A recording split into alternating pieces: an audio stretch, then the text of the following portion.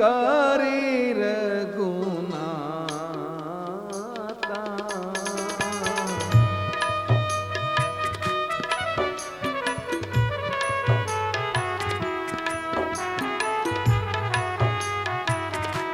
मात पिता गुरु नावहि माता।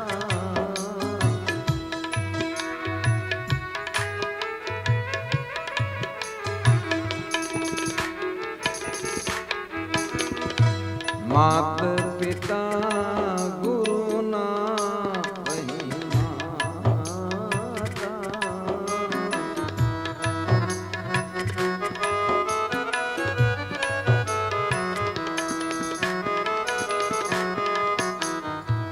आया सुबह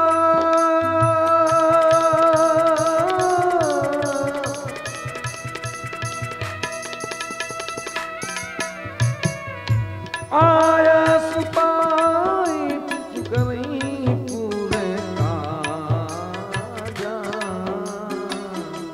देख चरित मुदित मनोराजा।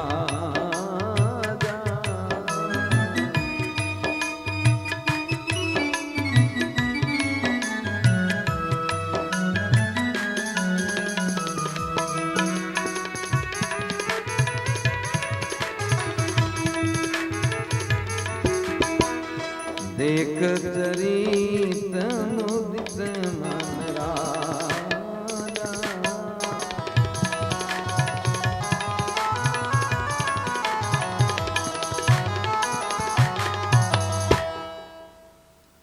सुबह उठ के मेरे प्रभु प्रात काल उठकर रघुनाथा। मात पिता गुरु नावहि माता।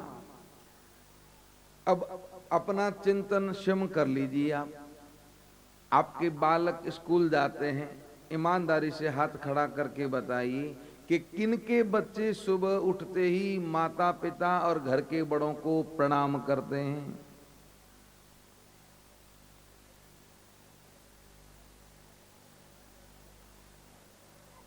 भाई लोगों में 4 हाथ खड़े हुए हैं और माताओं के इधर 6-7 होंगे। बताइए, आप इतने लोग बैठे हैं और ये अगर स्थिति है तो देश का क्या भविष्य रहेगा? बताइए, हमारे संस्कारों की क्या स्थिति रहेगी? बोलिए।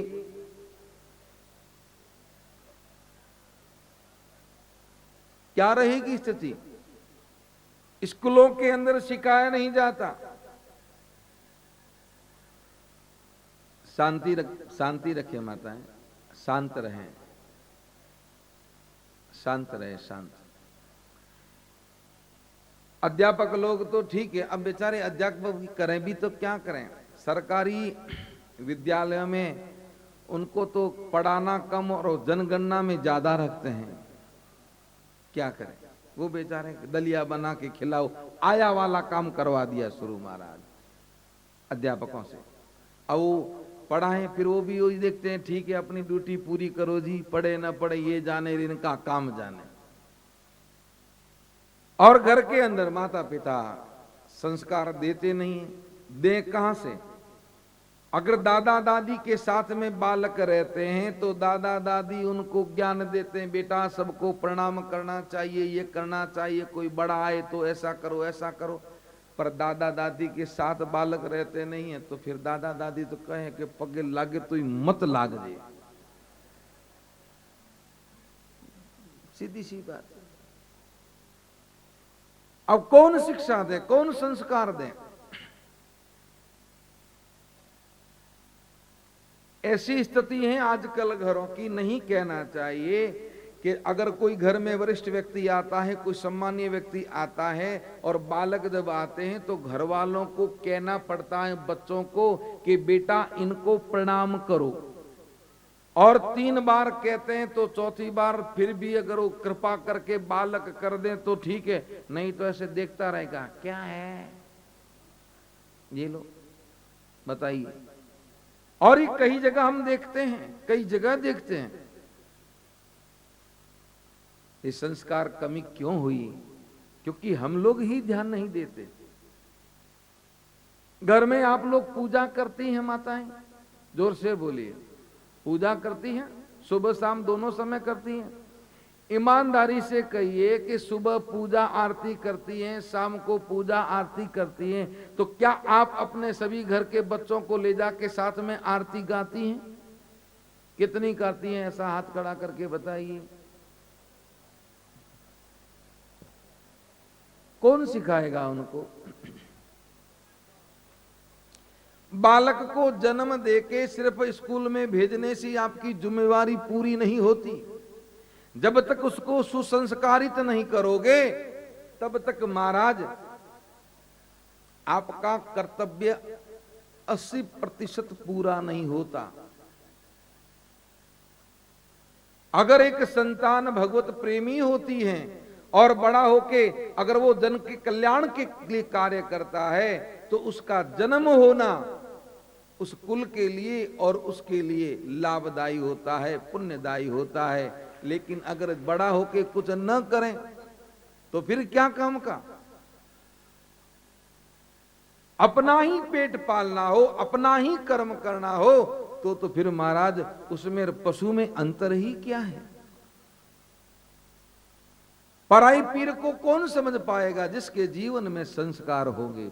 और एक बात ध्यान रखिएगा, भगवत के परमात्मा का प्रेम बड़ा होने के बाद में कम जागृत होता है। बालक छोटे होते हैं ना, उनको उसी समय भगवान की तरफ ले जाइए तो बड़े होंगे ना तो भी महाराज उनका वो स्वभाव पड़ जाएगा। और आदत हो जाती है, आदत स्वभाव में आ जाएगी तो वह जहां कहीं जाएंगे तो भगवान की आरती स्तुति जरूर करेंगे। और अगर बचपन में नहीं करेंगे ना तो फिर बड़े होके होना मुश्किल है। और जब बड़े होके नहीं किए तो बुढ़ापे में तो बिल्कुल ही मुश्किल है, संभव ही नहीं है महाराज। अपने बच्चों को संस्कार दीजिए। राम जी विद्याध्ययन करके आए, आने के बाद में माता पिता और गुरुजनों को सुबह उठते ही प्रणाम करते हैं। देखिए इसमें दो फायदे हैं। एक तो आपके बच्चों के अंदर सुंदर संस्कार होते हैं, बड़ों के प्रति सम्मान होगा। दूसरा, अगर बालक घर के बड़ों को रोजाना सुबह उठ के प्रणाम करता है तो बड़ों का उसको आशीर्वचन मिलता है, उससे उसकी उम्र दीर्घायु होती है। पहली बात, उसके जीवन के समस्त अमंगल कार्य नष्ट होते हैं, क्योंकि बड़ों का जो आशीर्वचन लेता है उसके जीवन में कभी अमंगल नहीं होता। भले आपके पास कुछ मत हो, लेकिन अगर आप किसी को आशीर्वचन देंगे तो इस जन्म के पुण्य नहीं, आपके जन्म जन्मांतर के किसी पुण्य का कोई भी भाग उस आशीर्वाद के रूप में उसको जरूर मिलता है। इसलिए बच्चों को सिखाइए कि बेटा सुबह उठते ही सबको प्रणाम करो, माता को, पिता को, दादा को, दादी को। उस बालक से जो बड़ी बहन भाई है उसको भी प्रणाम करें। और सुबह शाम घर में आरती पूजा हो तो सभी घर के बच्चों को साथ में लेके, घर की जो भी बड़ी महिला हैं, जो भी घर का व्यक्ति पूजा करता है, सभी बच्चों को साथ लेके साथ में आरती गाइए। राम जी विद्या अध्ययन करके आए, राज कार्य कर रहे हैं, पिता से आज्ञा ले लेके भगवान शंकर कह रहे हैं, उमा ये जो मैंने आपको कथा सुनाई राम जी के जन्म की, बाल लीला की, अब राम जी के अयोध्या से बाहर जाने का समय हो गया, इसलिए हम आपको अगली कथा सुनाते हैं। शिव कहने लगे, यह सब चरित कहाँ में गाई,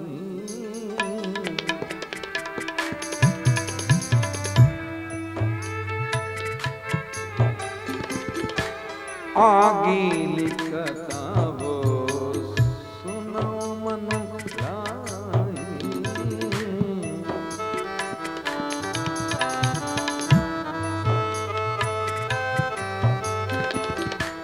आगे लिखता वो सुनो मन लाई,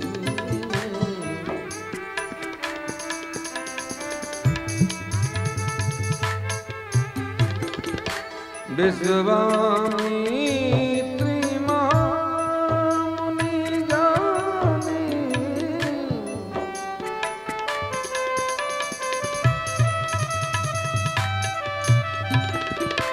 बसाई विपिन शुभ आश्रम जाने,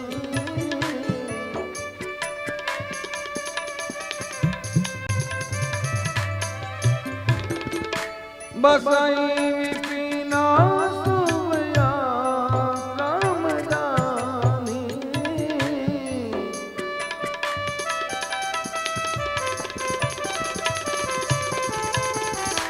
जहाँ जप जग जोग मुनि कराई,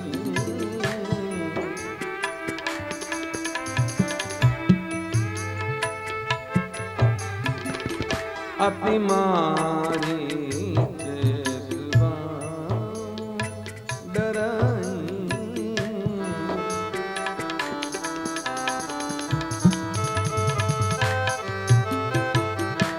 देखत जाग्या निशाचर पावई,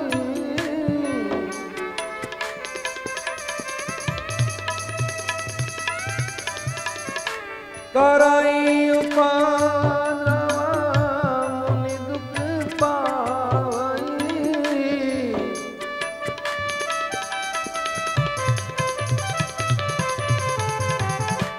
कराई उपद्रव मुनि दुख पावई,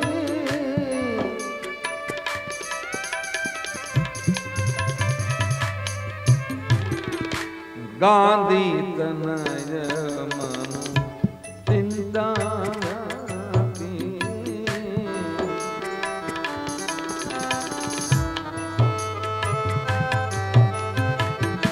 प्रभु बिन मरहि निसीचर पापी,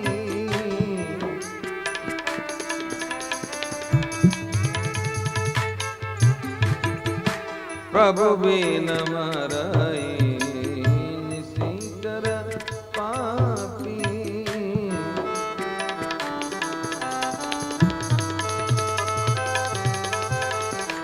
तब मुनिवर मन कीन विचारा,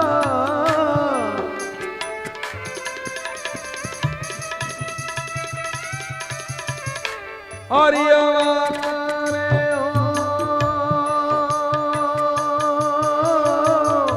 हरन मई बारा,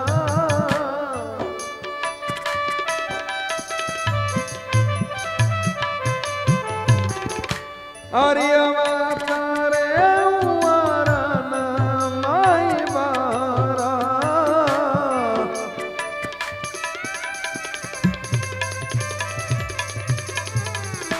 ए मिस दे पद जाई,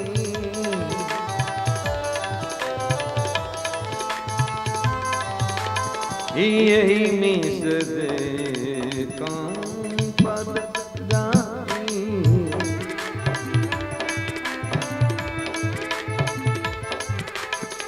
करवी न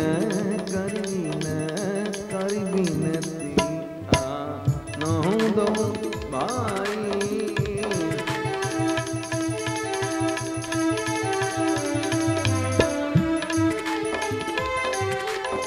कर बिनती जानम दो भाई,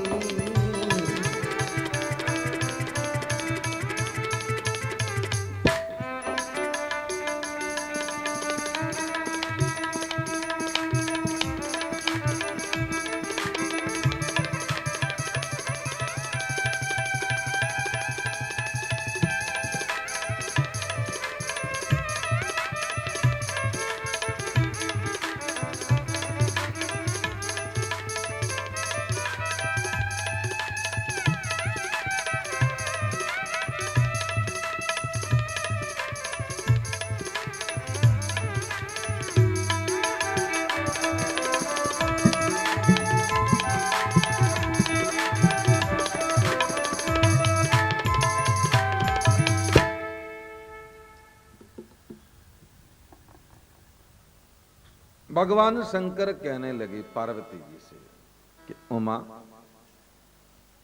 यह सब चरित कहाँ में गाय। देखिए, राम कथा गाई जाती है और श्रीमद् भागवत कथा कही जाती है।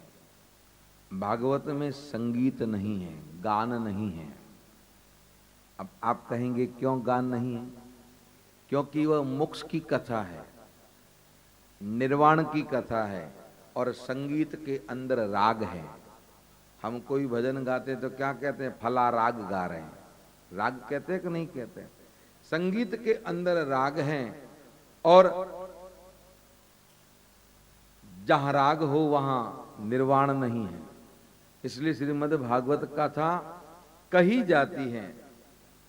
आप लोगों ने जीवन में सुना होगा परम श्रद्धेय पूज्य डोंगरी जी महाराज को। कितने लोगों ने सुना उनको? कितने लोगों ने उनकी भागवत सुनी? कभी उनकी भागवत में आपने संगीत सुना? वो गाते थे क्या कभी? बोलिए थोड़ा जोर से, जिन्होंने सुना है। नहीं गाते थे। तो क्या उनकी कथा लोग सुनते नहीं थे? जोर से बोलिए। सुनते थे। और कोई 200-400 नहीं सुनते थे। कितने सुनते थे? हजारों की संख्या में सुनते थे। और किस भाव से सुनते थे? पिन ड्रॉप साइलेंट, एकदम से शांति से, कहीं कोई आवाज भी नहीं होती थी। और वो भी कथा कोई 3 घंटे नहीं होती थी। उस समय ये टेलीविजन नहीं थे। ये अभी तो ये बीमारी चालू हो गई, इसलिए महाराज एक कथा ही होती है 3 घंटे की। आजकल तो चैनल के ऊपर कथा भी 3 घंटे की आती है। 3 बजे से लेके 6:15 का समय देते हैं। अब वो 3.25 घंटे का तो आधा घंटा स्तुति वंदना में चला जाता है और आधा पौन घंटा मांगने में चला जाता है, क्योंकि मांगना भी तो जरूरी है। बिन मांगे तो पैसे कहां से आएंगे? तो आधा पौन घंटा मांगने में चले जाते। तो पीछे रहा कितना? जोर से बोलिए। 1.5 घंटा। 1.5 घंटे में पौन घंटा भजन का चला जाता है, क्योंकि नाचेंगे नचाएंगे नहीं तो कथा नहीं जमेगी। तो फिर कथा कितनी हुई? बोलिए। पौन घंटा। ईमानदारी से बैठ जाइए टीवी पे, 7 दिन की कथा सुनिए। कोई एक आध का तो मैं अपवाद नहीं कहूंगा, बाकी 7 दिन की कथा के अंदर मेरे सोच में 70 श्लोक भी नहीं गाए जाते हैं व्यासपीठ से। और श्रीमद् भागवत कथा की 18,000 श्लोक है। कितने हैं? कितने? 18,000। कहानी कहने से जीवन में परिवर्तन नहीं आता। मैं अपनी कथा कहूं या अपने विचार कहूंगा, उससे आपके जीवन में बदलाव नहीं आएगा।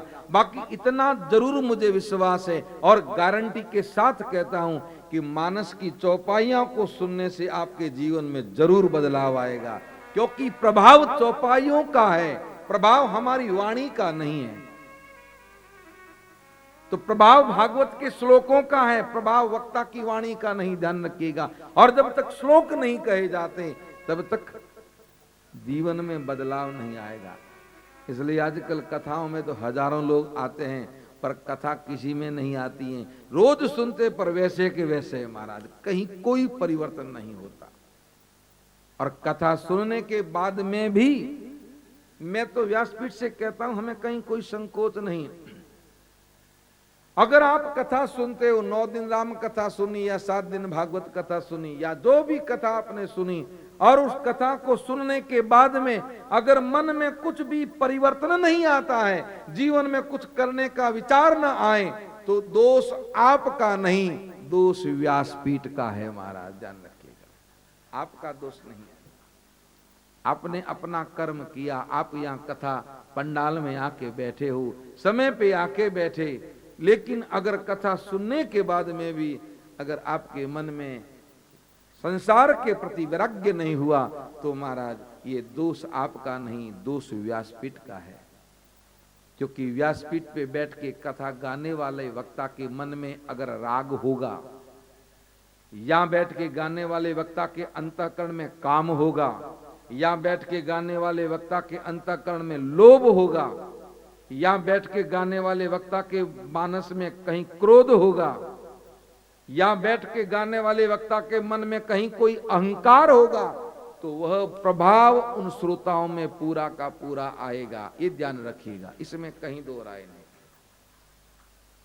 और ये वो होता है। एक संत को सेठ जी ने निमंत्रण दिया भोजन के लिए। संत उनके घर गए, भोजन करने बैठे। सेठ जी ने बढ़िया भोजन बनाया, खीर का कटोरा रखा, संतों ने भोजन पाया, संत ने प्रसाद पाया। दोपहर हो गई।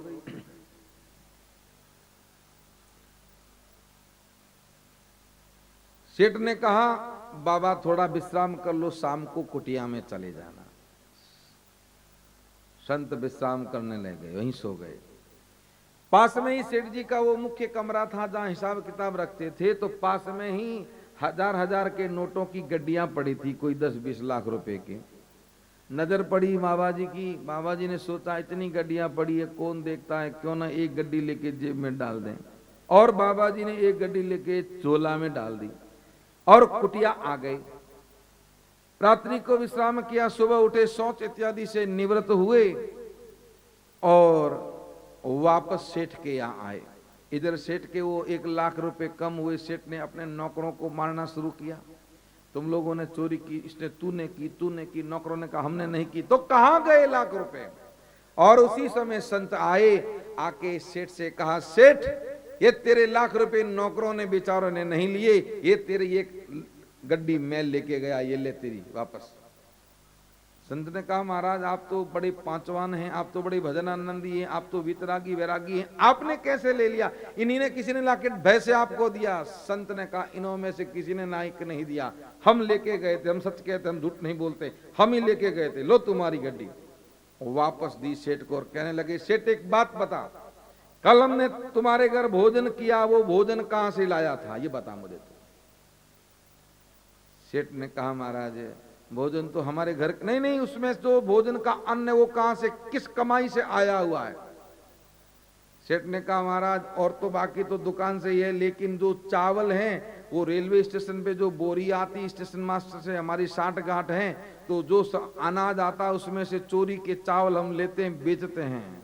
अच्छा, उन चावल की खीर बनाई कि हाँ। संत ने कहा, तभी हमने सोचा कि हमने खीर खाई, हमारे मन में चोरी का भाव क्यों आया? अरे खीर तेरी खाई तो लाख रुपए ले गए, और सुबह जब मल को गए, शौच हुआ और वो कचरा निकला और फिर बुद्धि ठिकाने आई, अरे हमने चोरी कर दी, ये तेरे लाख रुपए लाके दे दिए। कहने का मतलब, जैसा यहाँ का विचार होगा वही विचार आपका रहेगा, इसमें आपका दोष नहीं, दोष व्यासपीठ का है। यहां से क्या कहा जाता है वही देखना चाहिए, परिवर्तन नहीं हो रहा है। जितनी कथाएं वर्तमान में हो रही हैं, पहले कभी हुई थी? बोलिए, नहीं हुई थी ना। अभी जितनी हो रही है पहले नहीं हो रही थी। जितना धर्म का प्रचार अभी हम जोर जोर से कर रहे हैं, उतना पहले कभी था? नहीं था। लेकिन फिर भी क्या सुधरे हम? भी आप लोग सुधर गए होंगे, हम तो नहीं सुधरे अभी। आपका क्यों कहे महाराज? सुधरे? बोलिए तो सही। गोसाई जी ये हमारे पास रहते हैं क्योंकि हम इनके घर में ठहरे हुए।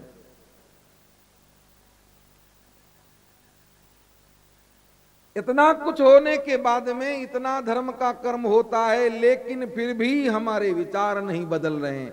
इसका मूल कारण यही है कि कहने वाले का भाव सही नहीं है। पहले कोई व्यक्ति की कोई गांव में संत आता था और एक संत कह के चला जाता था गांव वालों को ऐसा करना है, और गांव वाले उस संत की बात को मान के पूरा गांव बदल जाता था। आज तो हर गांव में सैकड़ों संत आते हैं, कह के जाते हैं महाराज संत ही न बदल पा रहे तो गांव वाले क्या खाक बदलेंगे। वही वैसे के वैसे, तो फिर इन आपको कहां दो। अगर मैं एक बात बताता हूं, मेरे मन का अगर लोभ नहीं खत्म हुआ है तो मैं आपको क्या कहूंगा कि आप वैरागी हो जाइए। बोलिए, मुझे कहने का हक है? अरे मेरी बात से आप सहमत हो तो हाँ तो कहिए। अगर मेरे मन का लोभ समाप्त नहीं हुआ है तो मुझे आपको वैराग्य होने का कहने का हक नहीं है। और अगर मैं कहूंगा तो भी आपके विचारों पे प्रभाव नहीं होगा।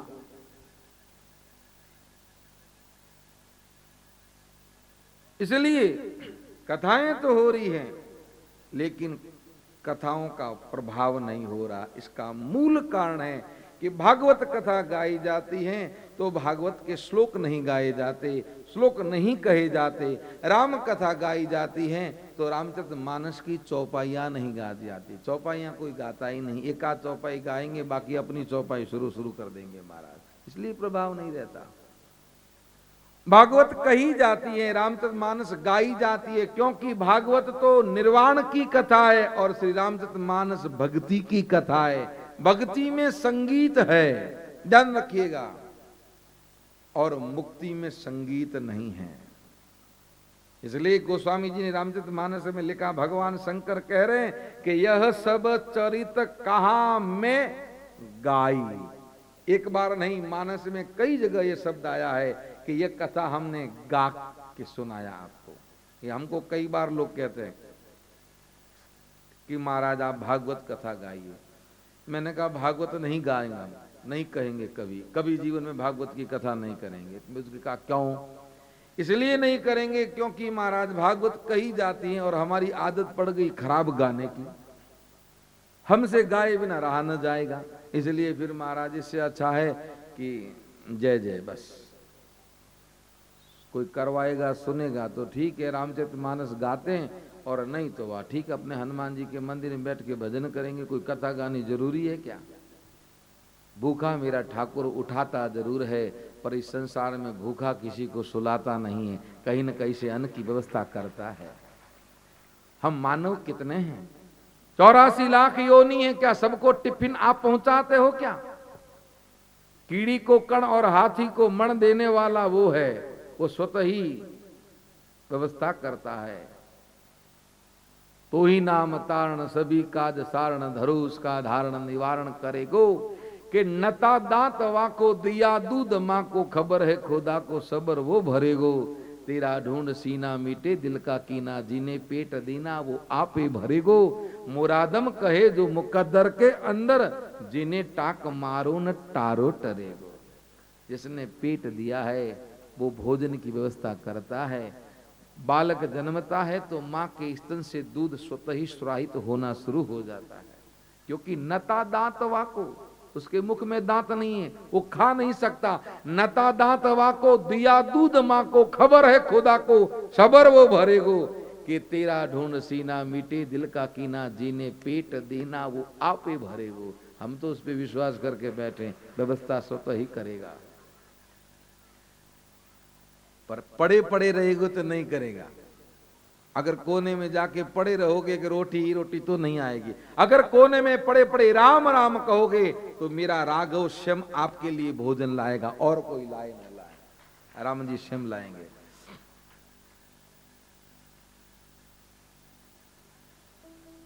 भगवान शंकर कह रहे हैं ये कथा हमने आपको गा के सुनाई, अगली कथा आप मन लगा के सुनो। अगली कथा सुनो मनो लाई। अगली कथा क्या है? विश्वामित्र महामुनि ज्ञानी, बस ही विपिन शुभ आश्रम जाने। विश्वामित्र जी महामुनि ज्ञानी हैं, सिद्धाश्रम में रहते हैं, शांति से बैठे नहीं, तो जहां जप यज्ञ जोग मुनि करी वहां जप करते हैं, तप करते हैं, यज्ञ करते हैं। लेकिन अति मारीच सुबाहु डरहि, मारीच सुबाहु नाम के असुरों से डरते हैं। क्यों? क्योंकि जैसे यज्ञ करते तो देखत यज्ञ निशाचर धावई, यज्ञ का देखते ही हवग्नि आकाश में जाते ही असुर दौड़ के आते हैं और करहि उपद्रव मुनि दुख पावई। उपद्रव करते हैं, यज्ञ को विध्वंस करते हैं, तो मुनि को बड़ा दुख होता है। गांधी तनय मनु चिंता व्यापी, विश्वामित्र जी के मन में चिंता हुई कैसे यज्ञ को पूरा किया जाए। प्रभु बिना मरही निशिचर पापी, भगवान के बिना तो ये मरेंगे नहीं, क्योंकि ये वरदान भी ऐसा लेके आए हैं। और ध्यान लगा के देखा तो ध्यान में दृष्टि गोचर हुआ कि असुरों का नाश करने के लिए भगवान ने मनुज अवतार ले ही लिया। तब मुनिवर मन कीन विचारा कि हरि अवतरे हूं हरन मही भारा। भगवान भार हटाने के लिए अवतार ले ही चुके हैं, तो क्यों ना मैं जाऊं, यही मिस देखूं पद जाए, ये बहाना रहेगा उनके दर्शन का। और कर विनती आनहु दो भाई, प्रार्थना करके दोनों भाइयों को ले आऊंगा। वो भाई कैसे हैं कि ज्ञान विराग सकल गुण ऐना, के सो प्रभु में देखूं भरी नैना। उन दोनों भाइयों को नेत्र भर के देख तो सकूं। ये विचार करके विश्वामित्र जी मुनियों को यज्ञ की रक्षा सौंपी और अयोध्या की तरफ चले।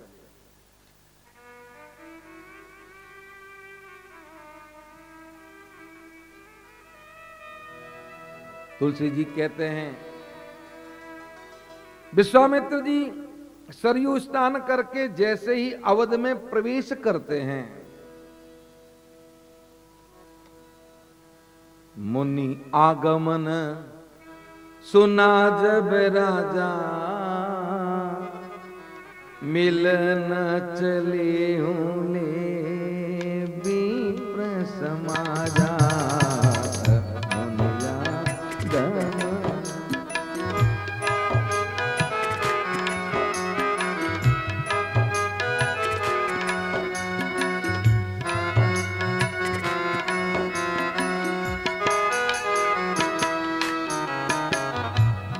आगमन सुना जब राजा, मिलन चले ओले विप्र समाजा।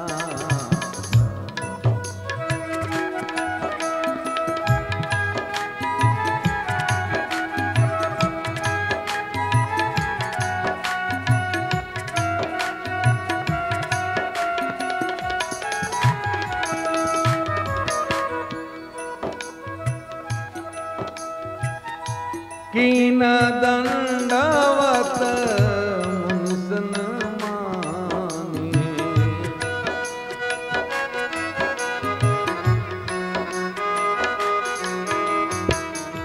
निज आसन बैठा रे आनी।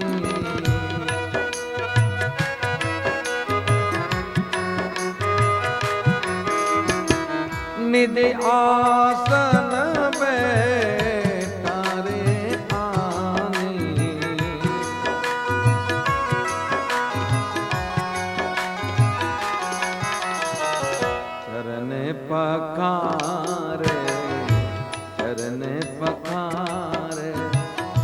कीनयति पूजा, चरण पखारे कीनयति पूजा।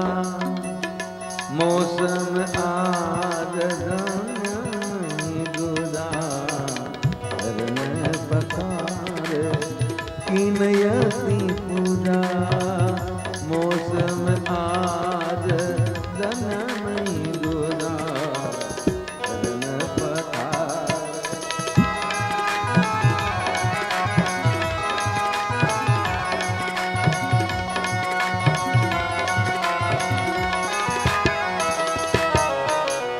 विविध भांति भोजन करवावा,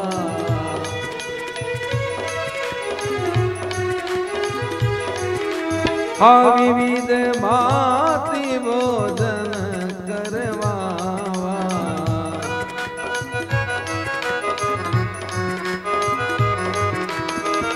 मुनि मन हृदय हर्षयति पावा, हृदय विविध भांति भोजन करवा। मुनि मन हृदय हर्षयति पावा।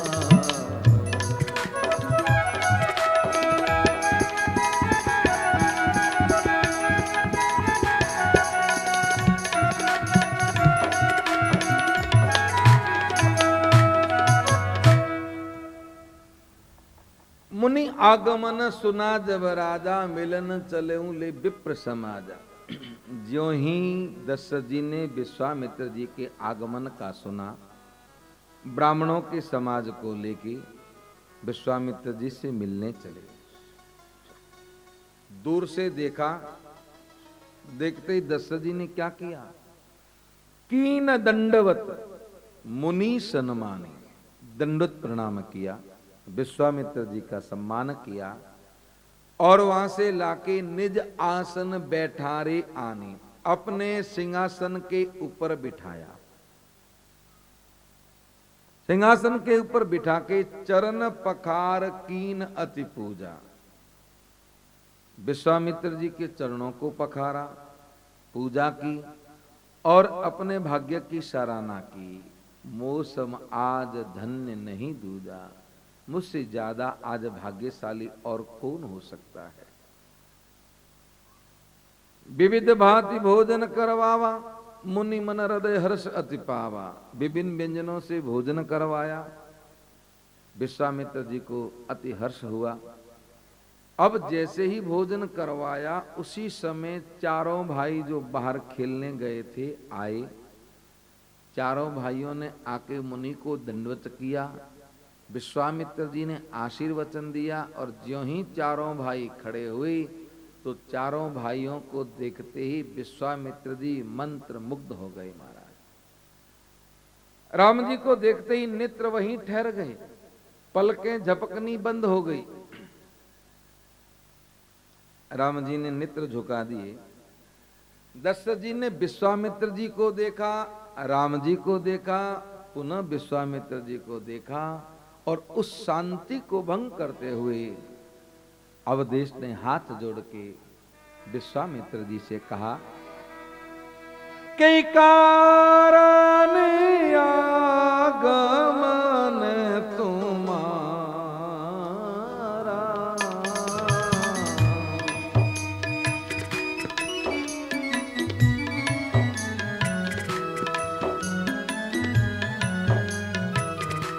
कई कारण आगमन तुम्हारा, कहूँ सुकर तन लाऊं मारा।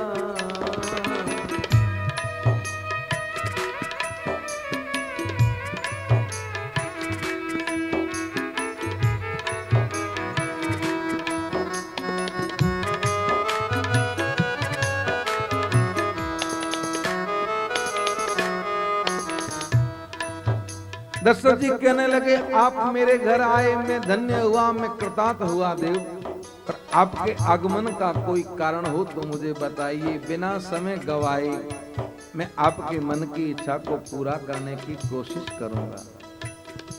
जो ही अवधेश ने विश्वामित्र जी से यह कहा, विश्वामित्र जी कहने लगे, राजन असुर समूह, असुर समूह सतावही होई, मैं जातन आयानत होई।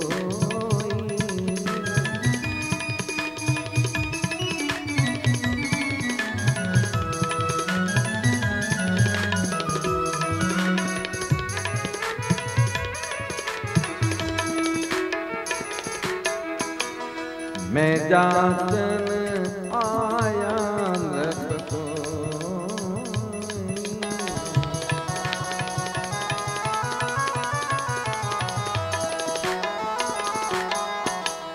असुर मुझे सताते हैं, मैं यज्ञ करता हूं तो मेरे यज्ञ को पूरा नहीं होने देते। राजन, मैं तुझसे मांगने आया हूं।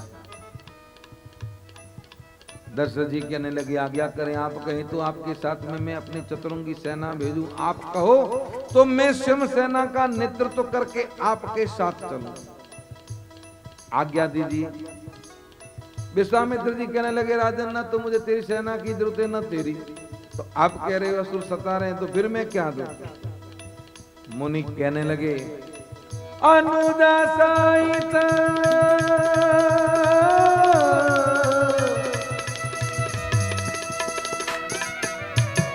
अनुज सहित देयऊ रघुनाथा, निशिचर पद में ओ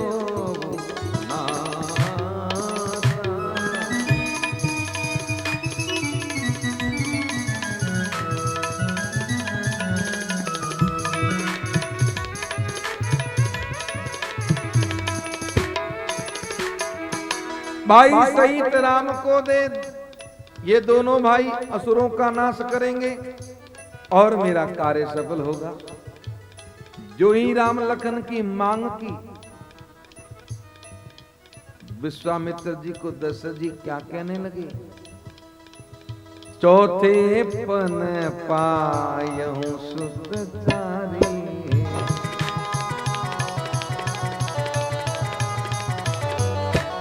विप्र बचन नहीं कहे विचारी।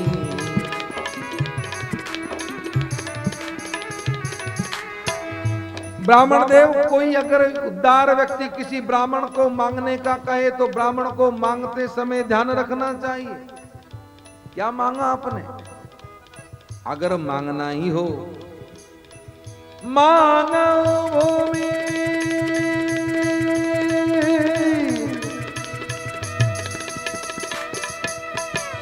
मांगो भूमि देनु धन को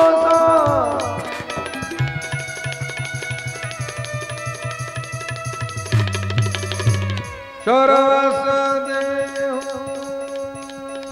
आज करोता।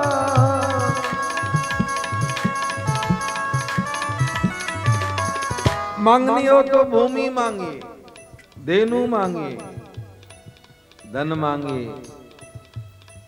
और तो और मेरे राज्य का पूरा कोष मांग लीजिए। ज्यादा नहीं कहूंगा महाराज। देह प्राण ते प्रिय चुनाई,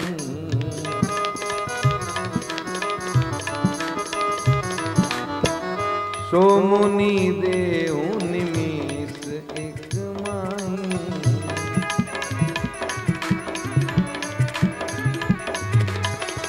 सो मुनि देहु निमिष एक माई।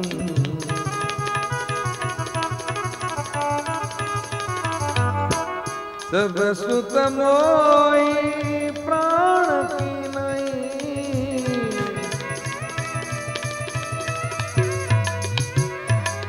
सब सुत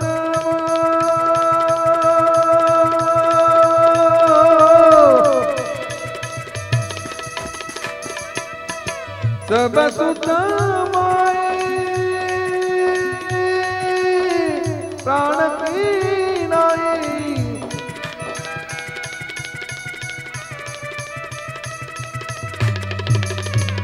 राम देत नहीं बनाई गोसाई,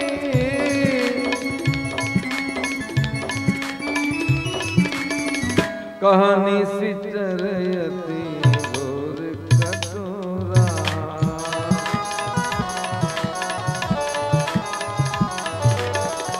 कहाँ सुंदर सुत परम किशोरा।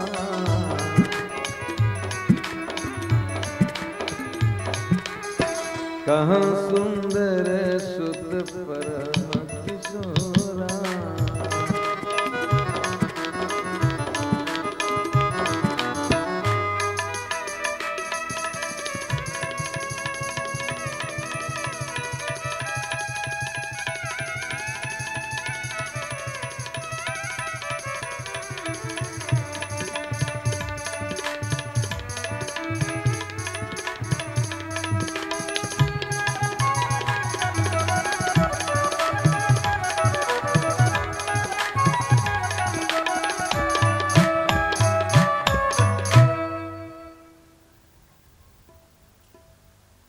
दशरथ जी कहने लगे, भूमि लीजिए, देनु लीजिए, धन लीजिए, राजकोष ले लीजिए। सबसे प्रिय व्यक्ति को क्या होता है महाराज? सबसे प्रिय क्या होता है? हमको सबसे प्रिय क्या है? रुपया, रुपया सबसे प्रिय लगता है। लगता कि नहीं लगता? जोर से बोलिए। अगर किसी को कहो कि आपके गले के अंदर ये सोने की चैन है, ये ऐसा करो, गौशाला गौ सेवा के लिए दान कर दो, कितने लोग करेंगे? हाथ खड़ा करके बताइए। एक भी न करें। अब गले में न हो तो हाथ खड़ा करो, क्या फर्क पड़ता है? और होर करता हो तो कोई बात नहीं, गौशाला का डब्बा है, डाल दो अंदर। अगर किसी को कहें कि आपके गले में सोने की चैन है, गौशाला के लिए दान कर दो, नहीं करेंगे। लेकिन अगर कोई गले के ऊपर छुरा रखे और का चैन निकाल, ईमानदारी से कहो दोगे कि नहीं दोगे? दे दो। जब तक प्राण सुरक्षित हैं तब तक हम धन का लोभ करते हैं, पर जब प्राणों पे संकट आ जाता है तो हम धन को छोड़ देते हैं। छोड़ते हैं कि नहीं छोड़ते? घर हम बहुत बढ़िया प्रेम से घर को बनाया, बहुत बढ़िया, और कोई बाबा जी आके कह दे कि भैया ये घर हमको दे दो, तुम खाली करके अन्यत्र चले जाओ, कोई खाली करेगा? बोलिए, नहीं करेगा। और बाढ़ आ गई तो क्या कोई घर में रहेगा? बोलो। कहोगे हमारे इतने महंगे कपड़े हैं, इतना बढ़िया फर्नीचर है, ये सोफा हमने 2 लाख में लाए, कोई लेके जाएगा क्या? जब प्राणों की आन पड़ती है तो व्यक्ति धन को छोड़ देता है। धन की रक्षा तभी तक करता है जब तक प्राण सुरक्षित है। दशरथ जी ने यही कहा, पहले तो सब धन दे दिया, राज लीजिए, कोष लीजिए, सब ले लीजिए। हरिओम। एक खींचा वाला गले के अंदर बुरी तरह से गजबी। 3 घंटे हो गए, थक गया, एनर्जी हमूदी खत्म हो गया। 9 दिन रही।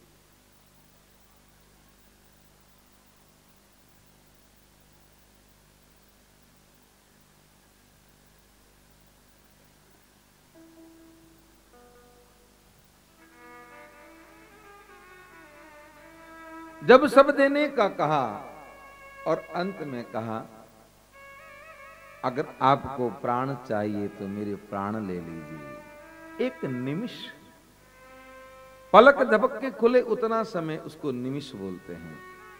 निमिष गवाए बिना हम आपको अपने प्राण दे देंगे। पर महाराज अवधेश रो पड़े, कहने लगे, राघव को मैं न दूंगा, राघव को मैं न दूंगा। हम मुनिनाथ मरते मरते, मुनिनाथ मरते मरते, राघव को मैं न दूंगा, राघव को मैं न दूंगा। मुनिनाथ मरते मरते, मुनिनाथ मरते मरते, मेरे प्राण न बचेंगे, मेरे प्राण न बचेंगे। या दान करते करते, या दान करते करते,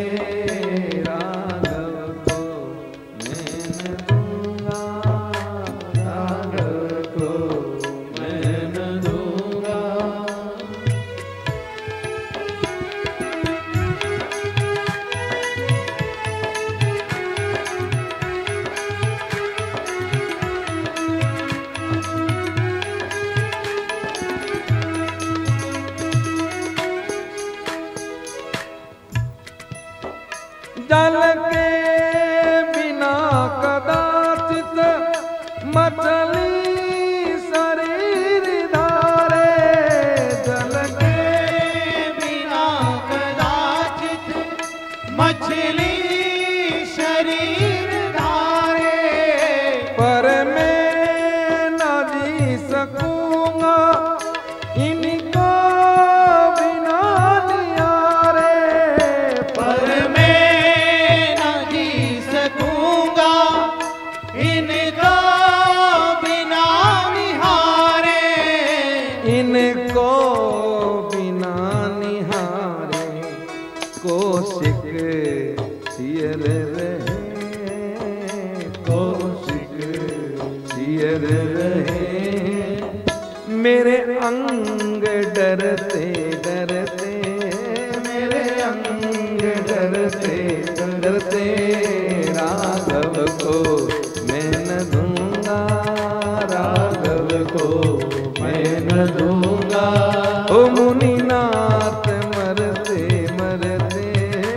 मुनिनाथ करते करते मेरे प्राण न बचेंगे, मेरे प्राण न बचेंगे।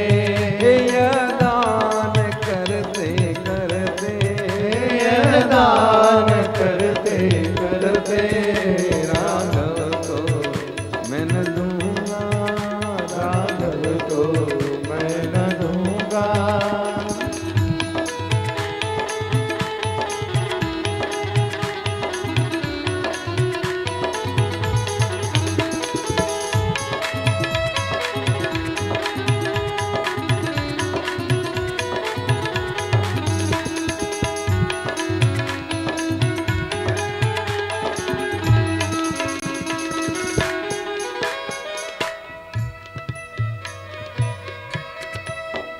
करियाद चौथे पन में सुती चारी मैंने पाया, करियाद चौथे पन में सुध चार मैंने पाया। पितु मातु पुरजनों को रघुनंद ने जियाया, पितु मात पुरजनों को रघुनंद ने जियाया। रघुनंद ने जियाया। लोचन चकोर तन में, लोचन चकोर तन में छवि पान करते करते, छवि पान करते करते राघव को मैं न दूंगा, राघव को मैं न दूंगा। मुनिनाथ मरते मरते, ओ मुनिनाथ मरते मरते मेरे प्राण बचेंगे, मेरे प्राण न बचेंगे। यह दान करते करते, यह दान करते करते राघव को मैं न दूंगा, राघव को मैं न दूंगा।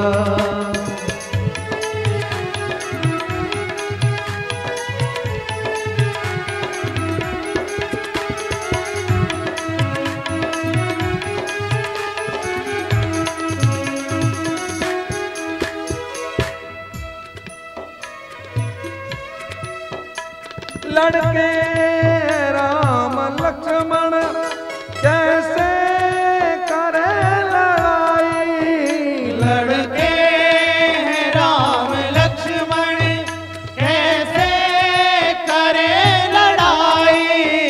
लक्ष्मण लड़के राम लक्ष्मण कैसे करे लड़ाई, लड़के हैं राम लक्ष्मण कैसे करे लड़ाई। गिरिधर प्रभु को देते बनता नहीं गोसाई, गिरधर प्रभु को देते बनता नहीं गोसाई। बनता नहीं गोसाई। कयूं पड़े चरण में, कयूं बड़े चरण में दृगनीर डरते डरते, दृगनीर डरते डरते राघव को मैं न दूंगा, राघव को मैं न दूंगा। के मुनिनाथ मरते मरते, ओ मुनिनाथ मरते मरते मेरे प्राण न बचेंगे, मेरे प्राण न बचेंगे। यह दान करते करते, यह दान करते करते राघव को मैं न दूंगा, राघव को मैं न दूंगा।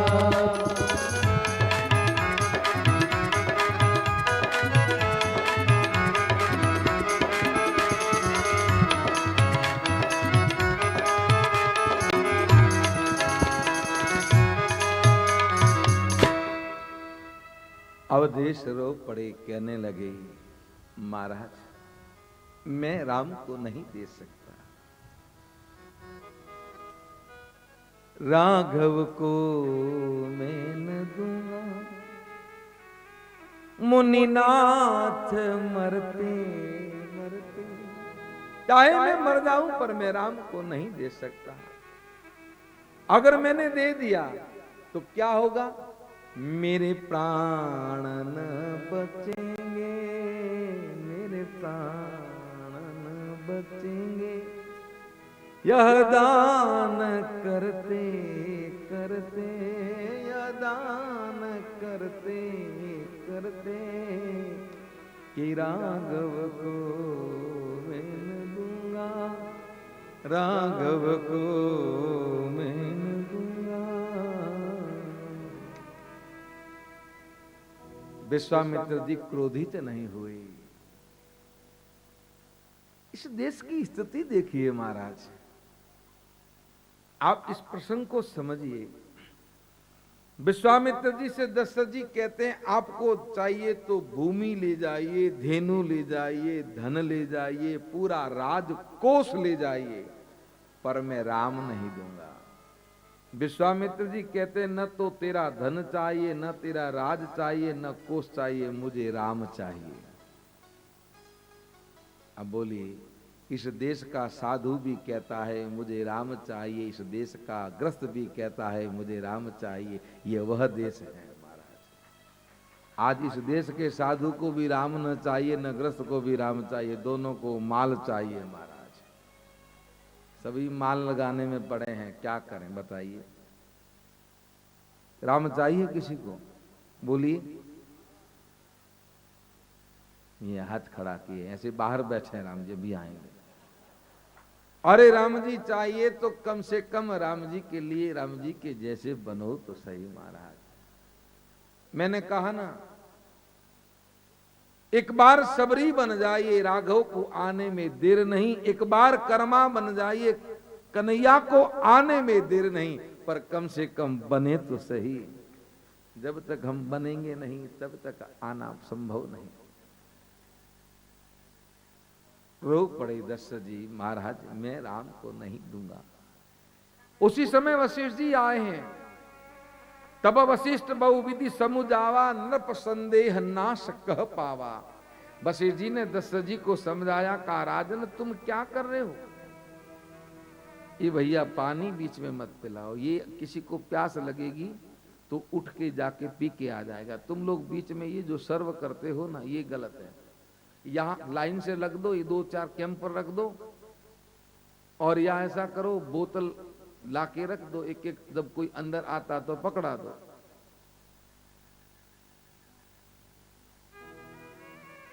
अरे हम इतना 4 घंटे लगातार गाते हैं, हम भी तो नहीं पीते हैं पानी। देखा आपको हमको पीते हुए, तो आप तो गा ही नहीं रहे, चुपचाप बैठे हो, फिर प्यास काहे की लगी आपको?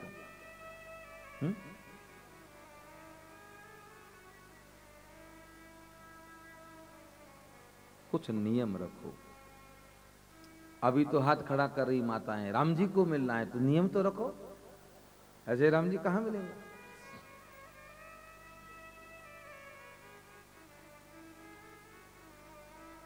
कुछ नियम होते हैं। कथा के सुनते समय एक आसन पे बैठ के कथा सुननी चाहिए, यानी जब बैठे तो बैठे। आरती के समय उठना चाहिए, बीच में नहीं उठना चाहिए। आपको पता है जो कथा में बैठ के बीच में उठ के जाता है उसको कितना दोष लगता है, आपको मालूम है इस चीज का? नहीं मालूम है। अभी हम कहेंगे तो कल कोई बैठेगा ही नहीं। उसके जीवन के समस्त पुण्यों का हास हो जाता है। आपको इस चीज का पता नहीं, हम आज आपको बता दें। कथा गाते और सुनते समय अगर हम कुछ चीज का पान करते हैं तो बहुत बड़ा दोष लगता है, क्योंकि जहां कथा होती है अगर भाव से गाया जाए और भाव से सुना जाए, मेरा परमात्मा यहां खड़ा है, हर अंदर, हर के पास में हमारा ध्यान रखिएगा। पर हम इस चीज को आप इस चीज को समझे, ये कोई मामूली चीज नहीं है, ये कथा कोई मामूली बात नहीं है। कथा करवाना भी मामूली नहीं है। एक यज्ञ करवाता है कितना फल होता है? 100 यज्ञ करवाओ और एक मंदिर बनवाओ बराबर फल होता है महाराज, और 100 मंदिर बनवाओ और चाहे एक कथा करवाओ बराबर फल होता है। लेकिन उसमें करवाने वाले का और करने वाले का भाव निष्काम होना चाहिए, यह भी शर्त है साथ में। कथा करवाने वाले का भाव प्रसिद्धि का नहीं हो और करने वाले का भी भाव धन और प्रसिद्धि का ना हो, तभी ये कार्य सफल है। कथा में आके बैठते हो तो 2 बोतल साथ में ही डाल के आ जाया करो ना, क्या फर्क पड़ता है? डट के पी लो, बैठे रहो। फिर ये हम नहीं कहते हैं, आपको किसी को प्यास लगे तो जाके उठ के पी आइए, बीच में थोड़ा सा डिस्टर्ब होता है। बाकी नियम यह है, जो नियम है वो हमने आपको बता दिए। लेकिन कलिकाल के अंदर ये संभव नहीं होता है महाराज। बाकी नहीं, हम आपको नहीं कहते आप करें जैसे आपकी मर्जी, पर हम अपने ऊपर लेके चलते हैं। हम तो कितना भी तप्त क्यों न हो, मई जून का महीना भी हो, चाहे 5 घंटे गाना पड़े तो गाते हैं, लेकिन कभी पानी नहीं पीते। आज नहीं, इतने वर्ष हो गए नहीं पीते। नहीं पीना चाहिए, मुख झूठा नहीं होता है, गाने वाले का और सुनने वाले का। आप क्या भगवान की पूजा करते हो मंदिर में बैठे बैठे, तो उस समय क्या पानी पीते हो? ईमानदारी से कहिए, नहीं पीते हो। क्यों नहीं पीते हो?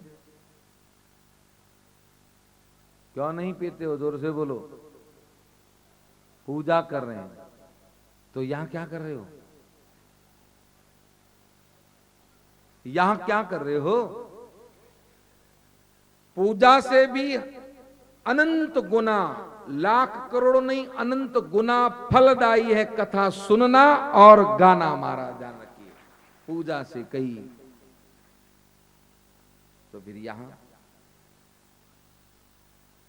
नहीं होना चाहिए। हम तो बोलते नहीं, पर बीच में ना पियो जाके, मना नहीं।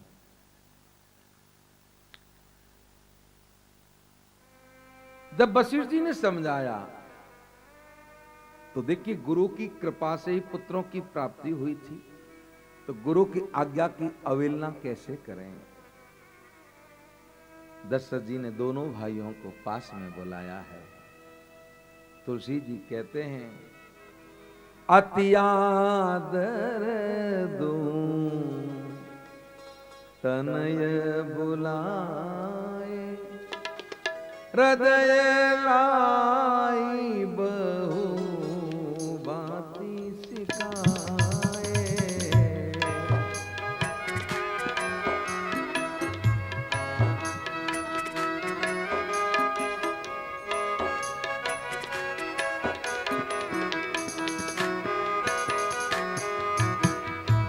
अति आदर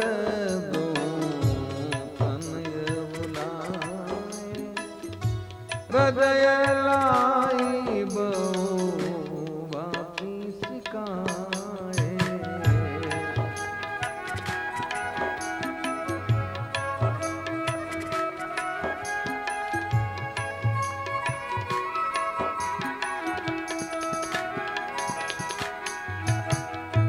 मेरे प्राण नाथ सुख दो, मेरे प्राण नाथ सुख दो, तुम मुनि पिता आन नहीं को।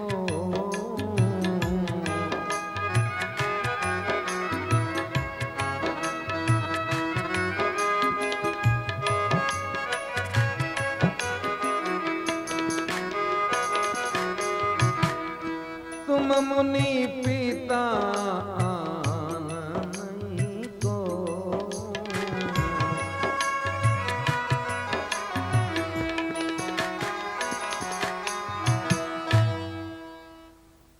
दोनों भाइयों को पास में बुलाया, हृदय से लगाया, राम लखन के दोनों के हाथ हाथ में लेके विश्वामित्र जी के हाथ में देते हुए 10 जीरो पड़े, कहने लगे महाराज ये मेरे बेटे ही नहीं है, मेरे प्राण हैं,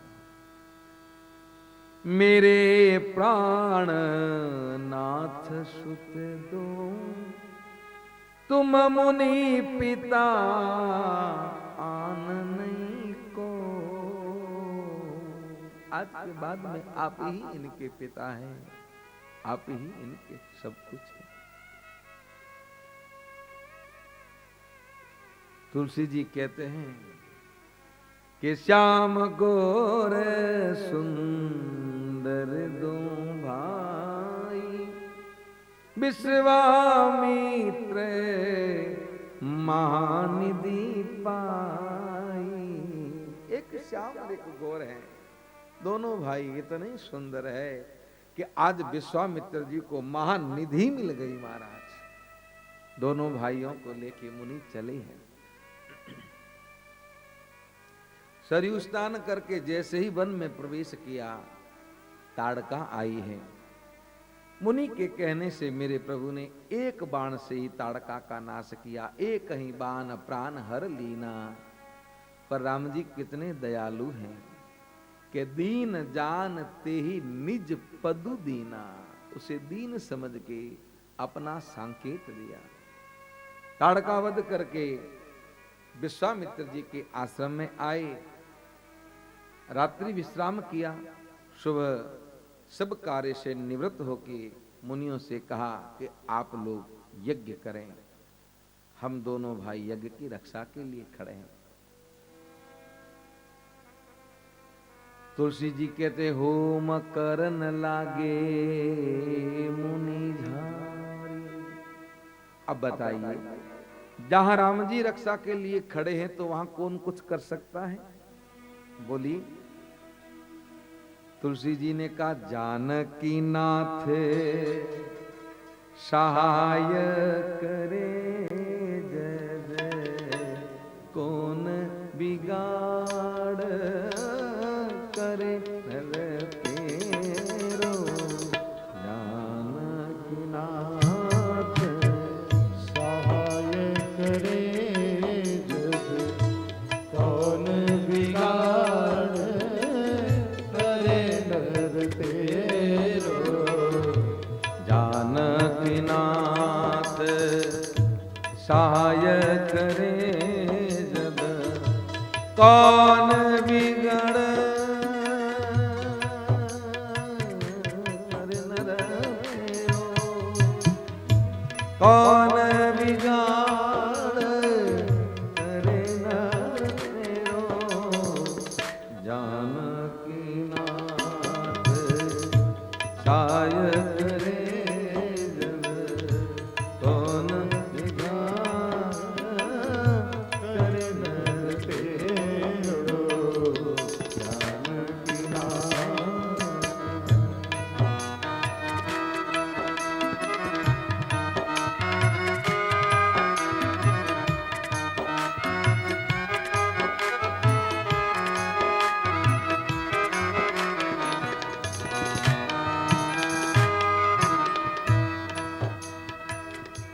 होम करन लागे मुनि जारी। होम करन लागे मुनि झारी। आप रहे मकी रखवारी। आप रहे मख की रखवारी। होम करन लागे मुनि जारी। होम करन लागे मुनि झारी। मुनिगण यज्ञ करने लगे, दोनों भाई यज्ञ की रक्षा कर रहे हैं। तो सबसे पहले यज्ञ विध्वंस करने के लिए कौन आया? मारीच आया। राम जी ने क्या किया? बिनु पारिबान राम ते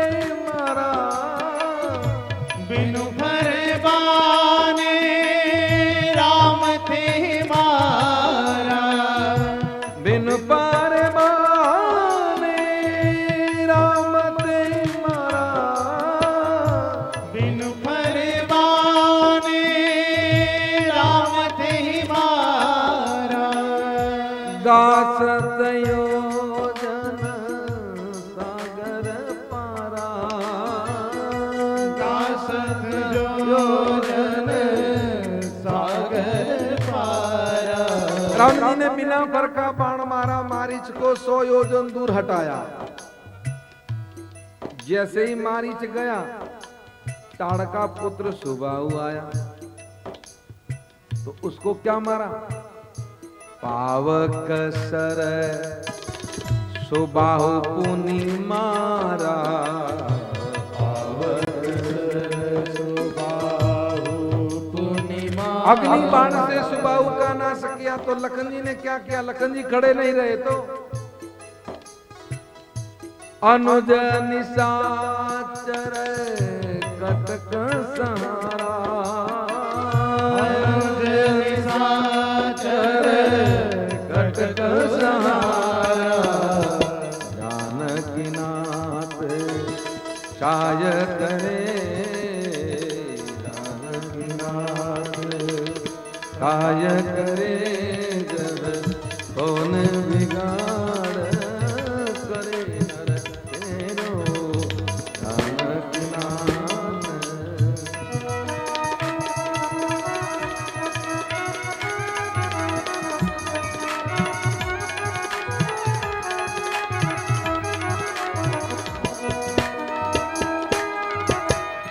कौन बिगड़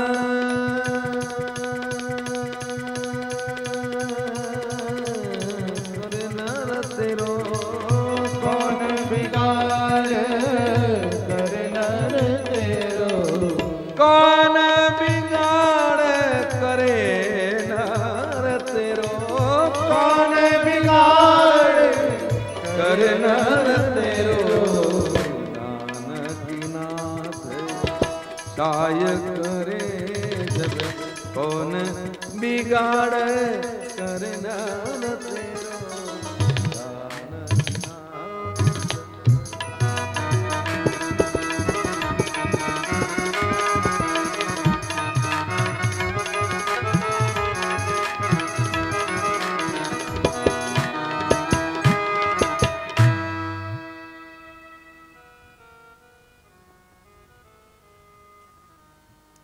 देखिए, हमारे बीच में परम पूज्य रुद्रेंद्र शेखर जी महाराज वसुदेव कुटुंबकम आश्रम सुजाजी का गढ़ा से आए हैं। मैं आयोजक परिवार की तरफ से, आप सभी भक्तों की तरफ से और व्यासपीठ से आपका हार्दिक स्वागत और अभिनंदन करता हूँ।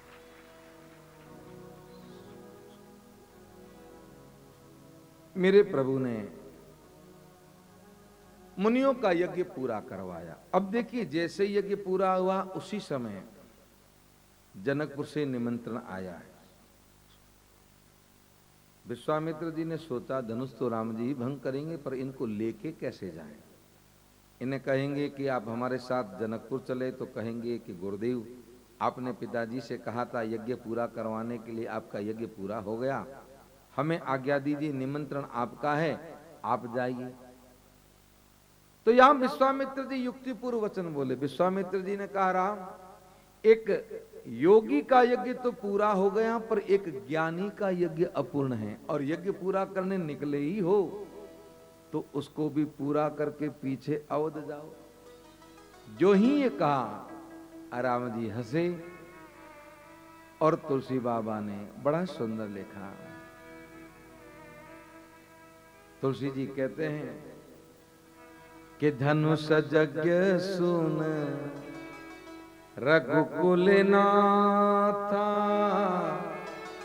हरसी चले मुनियन के साथ।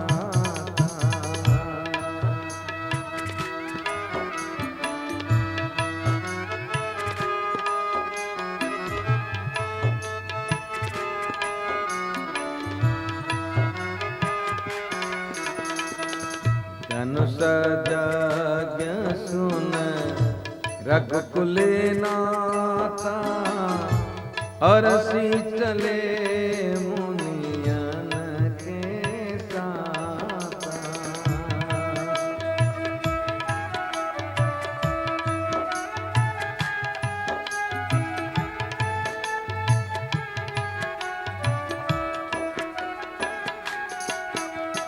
आश्रम एक दीक मगमाई खग मृग जीव जंतु तनाई।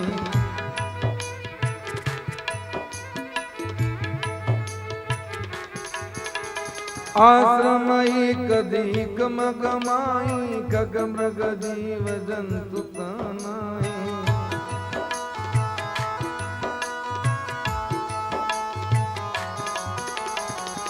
पूछा मुनि वो शिला प्रभु देखी सकल कथा मुनि कहीं से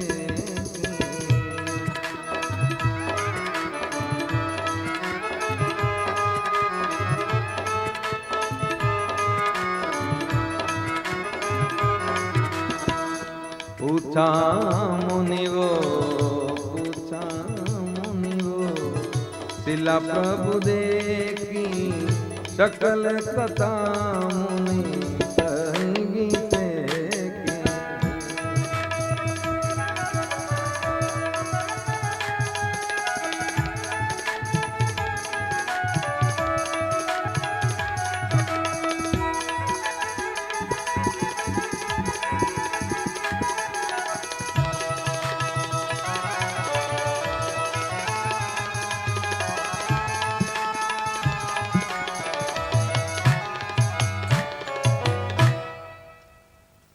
धनुष यज्ञ का सुन के हर्षित होके मेरे प्रभु विश्वामित्र जी के साथ चले। आगे विश्वामित्र जी हैं, पीछे मुनिगण हैं और उनके पीछे दोनों भाई। चलते चलते आश्रम एक दीख मग माई, मग कहते हैं रास्ते को। रास्ते में एक आश्रम दिखा, अति सुंदर है लेकिन बिल्कुल वीरान है। ऋषि है न मुनि है न महात्मा, ये तो छोड़िए। गोस्वामी जी कहते हैं खग मृग जीव जंतु तह नाही। न तो खग है, न मृग है, न जीव है, न जंतु, कुछ भी नहीं, कोई भी सजीव प्राणी नहीं है, एकदम वीरान। और जो ही उस आश्रम को देखा मेरे प्रभु उस आश्रम के आगे रुके। विश्वामित्र जी ने कहा क्या बात है राम, रोके कैसे? मेरे प्रभु ने कहा गुरुदेव ये आश्रम किसका है, इतना सुंदर और वीरान क्यों है? विश्वामित्र जी ने कहा राम ये गौतम ऋषि का आश्रम है और कुछ काल पूर्व मुनि ने इसको त्याग दिया। जो ही ये कहा दूसरा प्रश्न किया मेरे प्रभु ने, पूछा मुनि शिला प्रभु देखी। अंगुली से इशारा करके कहा कि गुरुदेव ये पत्थर की शिला कौन है? हम जब यहां आके खड़े हुए देखा तब तो पत्थर की शिला ही थी, लेकिन जब गौर से देखा तो इस पत्थर की शिला की जो मूर्ति की जो आंखें हैं उनमें से आंसू निकल रहे हैं। ये पत्थर के अंदर पानी, ये क्या है? विश्वामित्र जी कहने लगे सब कुछ जानते हुए हमें पूछते हो? राम ये गौतम नारी अहल्या है और पति के श्राप से पत्थर की शिला बनी हुई है। पर मुनि ने इन्हें श्राप देने के बाद में उद्धार का कारण बताया था कि आपका उद्धार तब होगा जब राम आएंगे और अपने चरण से स्पर्श करेंगे। आपके आगमन की राह देख रही है, वर्षों वर्ष बीत गए, इसका प्रायश्चित, इसकी पुकार इतनी बढ़ गई राम कि ये बोल तो नहीं पा रही है, पर ये पत्थर द्रवित होके आंसू बन के बह निकला। ये मांग रही है आपसे। राम जी ने कहा क्या मांग रही है? विश्वामित्र जी कहने लगे गौतम नारी श्राप बस उपल दे अधरि धी।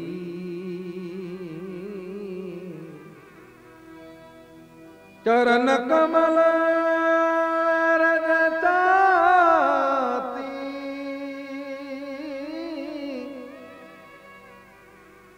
कि कृपा करूं रघुवीर। ये राघव, ये गौतम नारी अहल्या है। आपके चरणों की धूल मांग रही है। धूल ही क्यों मांग रही है? विश्वामित्र जी ने कहा, आपके चरण पावन हैं, शोक मिटाने वाले हैं। ये अपावन और पति वियोग में शोकित हैं, इसलिए आपके चरणों की धूली मांग रही है। और मेरे प्रभु ने अपना चरण उस पत्थर की शिला से स्पर्श करवाया। बड़ा सुंदर तुलसी जी ने लिखा है, परसद पद पावन शोक नसावन प्रगट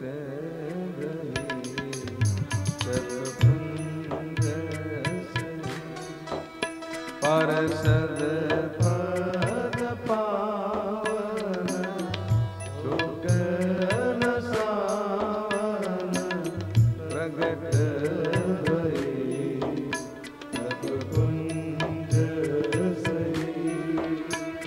देखत रघुनायक जन सुखदायक सन्मुख होए कर दूर सन्मुख होए कर दूर।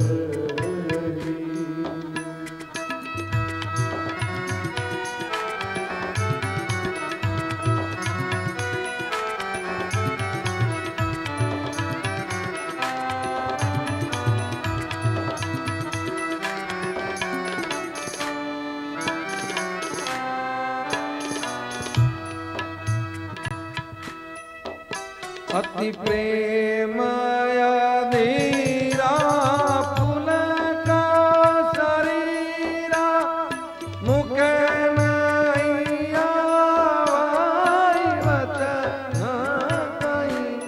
अति प्रेम अधीरा पुलक शरीरा मुख नहीं आवै वचन कहीं।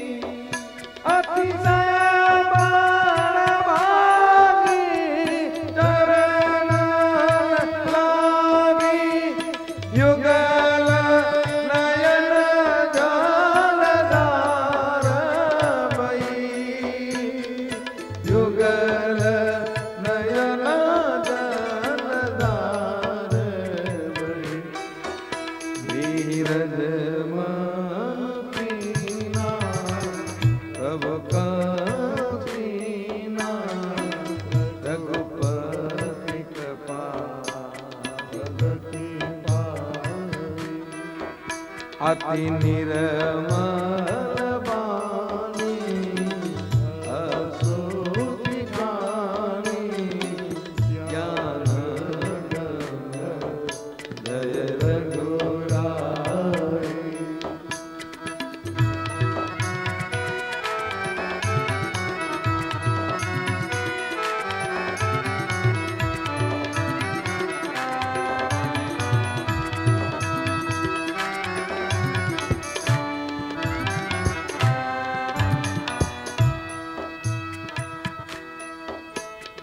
नारिय पावन प्रभु जग पावन रावण रिपुजान सुखीदाई।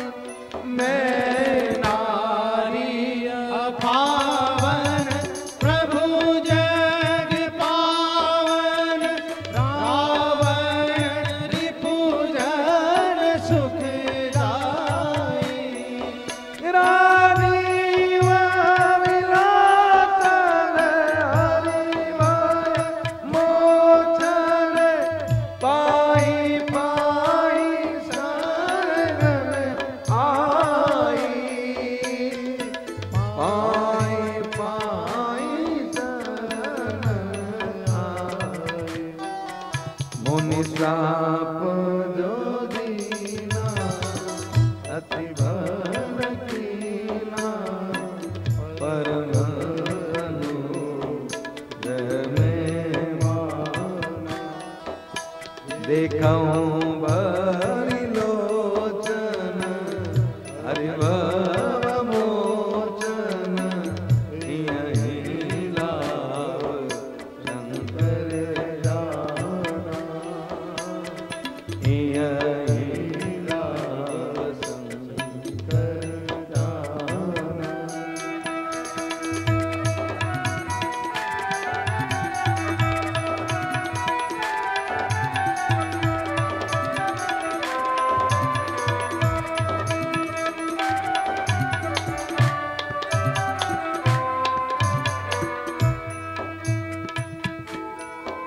बिनती प्रभु मैं माफी बोली नाथ न मांगो वर आना बिनती प्रभु मोरी मैं माफी बोली नाथ मांग आना पद कमल पराग अनुराग मन मम मधुप करे पाना मन मम मधुप करे पाना जे पद सुर सरिता परम पुनीता प्रगट भये शिव शीस लगे। सोई पद पंकज पूजत यज मम शीस धरे कृपाल हरि ए भांति सीधारी गौतम नारी बार बार चरण परी जो अति मनुभावा शोभरु पावा ये पति लोग आनंद भरे ये पति लोग आनंद भरे।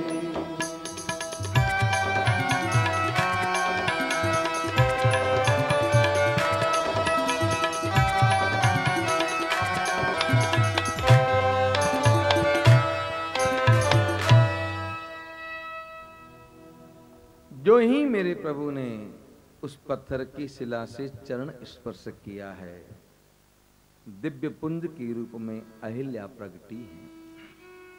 राम जी को देखा सामने, देखत रघुनायक जन सुखदायक, सबको सुख देने वाले मेरे प्रभु सन्मुख होए कर जोर रही, दोनों हाथ जोड़ के सामने खड़ी हो गई। पर महाराज हाथ जोड़ के खड़ी है, पर दशा कैसी है कि अति प्रेम अधीरा पुलक शरीरा, मुख नहीं आवहि बचन कहीं। प्रेम में इतनी अधीर है, शरीर पुलकायमान हो गया, मुख से शब्द नहीं निकल रहा है। अतिशय बड़े भागी चरणनु लागी, जुगल नयन जलधारे। आज अपने भाग्य की बड़ाई सोच रही है, अपने आप को भाग्यशाली समझ रही है, चरणों में झुकी, आंसुओं को रोक नहीं पाई, आंसू बह निकले और आंसुओं से मेरे प्रभु के चरणों का अभिषेक किया। अपने आप को संभाला। गोस्वामी जी कहते हैं, धीरज मन कीना प्रभु कऊ चीना, कि रघुपति कृपा भगति पाई, रघुपति कृपा भगति पाई। अपने आप को संभाला, धैर्य धारण किया, राम जी के सामने देखा, दोनों हाथ जुड़ गए। अति निर्मल बानी अस्तुति ठानी, ज्ञान गम्य जय रघुराई। स्तुति करने लगी, कहने लगी, प्रभु मैं आपकी क्या स्तुति करूं, मैं नारी पावन प्रभु जग पावन रावण रे पूजन सुखदाई। मैं तो नारी हूं, मैं तो जन्म से अपावन हूं। अब तो रावण का नाश करने वाले हो।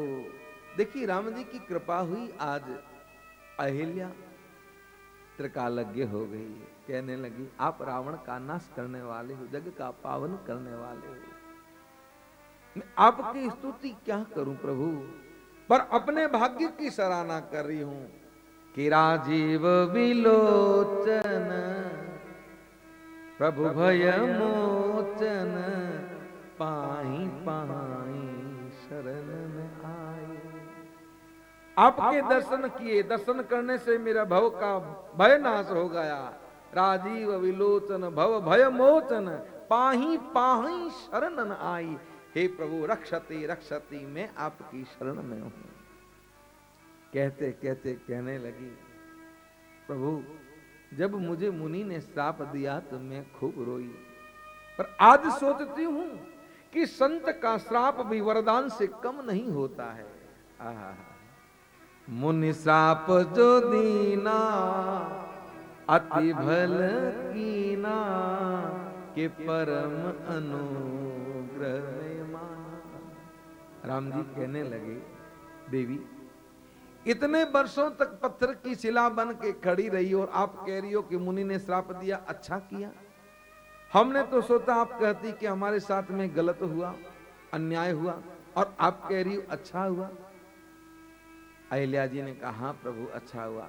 कैसे? तो कहने लगी अगर मुझे मुनि श्राप नहीं देते तो ये अवसर कैसे मिलता। देखूं भरी लोचन के हरि भव मोचन यहीं लाभ शंकर जाना। अगर श्राप नहीं देते तो नेत्र भर के आपके दर्शन कैसे करती। जो लाभ शंकर जी को मिला आज वह लाभ मुझे मिला। राम जी ने नेत्र से इशारा किया, क्योंकि पास में गुरु हैं, इसलिए इशारा करके कहा देवी मांगी, जो इच्छा है सो मांगी। अहिल्या कहने लगी बिनती प्रभु मोरी मैं मति भोरी नातन मांगऊ वरियाना। नातन मांगऊ वरियाना। प्रभु मुझे मांगना नहीं आता, मैं क्या मांगू। राम जी ने कहा कुछ भी मांगो। तो कह रही है मांगना तो नहीं आ रहा, फिर भी अगर आप देना ही चाहते हो तो इतनी कृपा कर दो। क्या? पद कमल परागा की रस अनुरागा मन मम मधुप करहीं पा। कहती है मांगना नहीं आता, पर महाराज क्या मांगा है। कहने लगी जैसे कमल के फूल के ऊपर जो पराग कण होते हैं, उन पराग कणों में भंवर का मन आसक्त रहता है। ऐसा आसक्त रहता है कि भंवर उस पराग कणों को चूसने के लिए जाके कमल पे बैठता है, और सूर्य अस्त होते कमल बंद होता, भंवर कैद हो जाता है। कठोर लकड़ी को छेदन करने वाला भंवर उन पराग कणों की आसक्ति के कारण कमल की कोमल पंखुड़ियों को छेद नहीं पाता। जैसे भंवर का मन कमल के पराग कणों में आसक्त रहता है, ऐसे ही मेरा मन रूपी भंवर आपके चरण रूपी कमल और उस पे ये लगी हुई रज रूपी पराग कण में आसक्त रहे। राम जी ने कहा ये क्यों मांगा। अहिल्या रो पड़ी, कहने लगी प्रभु जीवन में गलती नहीं हुई और मुनि ने श्राप दे दिया कि तुम पत्थर की शिला बन जाओ, और तुम्हारा उद्धार तभी होगा जब राम जी की चरण की रज मिलेगी।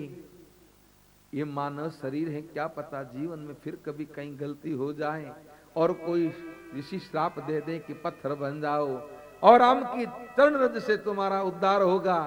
तो प्रभु आप तो त्रेता युग में अवतार लेते हो, जब तक पत्थर बन के खड़ी रहूंगी, इससे अच्छा है पहले से रज कण पास में रखूं ताकि श्राप मिले तो तुरंत उद्धार तो हो जाए। पद कमल परागा कि रस अनुरागा मन मम बदुप करई पा। क्या मांगा? मैं अपने आप को शंकर और ब्रह्मा से भी भाग्यशाली समझती हूं। हम जी ने कहा हमें भी तो बताओ ऐसा कैसे? तो कहने लगी जे पद सुर सरिता परम पुनीता प्रगट भई शिव शीस धरी,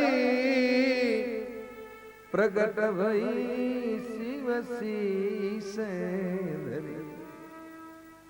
प्रभु आपके चरणों से जो गंगा निकली है उस गंगा को शंकर ने अपने सर पे धारण किया। इसकी सोच देखिए महाराज अहिल्या जी की सोच देखिए। ये प्रसंग हमें शिक्षा देता है कैसी भी परिस्थिति प्रतिकूल क्यों ना हो, अगर व्यक्ति की सोच अनुकूल होती है तो प्रतिकूल परिस्थिति में वो मौज करता है, नहीं तो सोच अगर प्रतिकूल हो तो अनुकूल में भी दुखी रहता है महाराज, दुखी रहता है। कहने लगी अपने आप को भाग्यशाली इसलिए मानती हूं कि जे पद सुर सरिता परम पुनीता के प्रगट वही शिव शीस धरी। आपके चरणों से जो गंगा निकली है उस गंगा को शंकर ने सर के ऊपर धारण किया और आपके चरणों की पूजा सोई पद पंकज पूजत अज।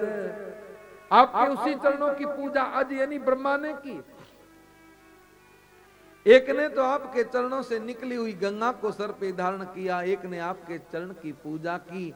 पर आज उन दोनों से शिव और ब्रह्मा से मैं अपने आप को भाग्यशाली इसलिए मानती हूं प्रभु कि आज वही चरण मम शीश धरे कृपाल। इस दुनिया में प्रभु आज तक कोई ऐसा नहीं हुआ कि जिसके ऊपर आपने पांव रखा। मैंने आपके चरणों को सर पे धारण किया, मुझसे ज्यादा भाग्यशाली और कौन हो सकता है।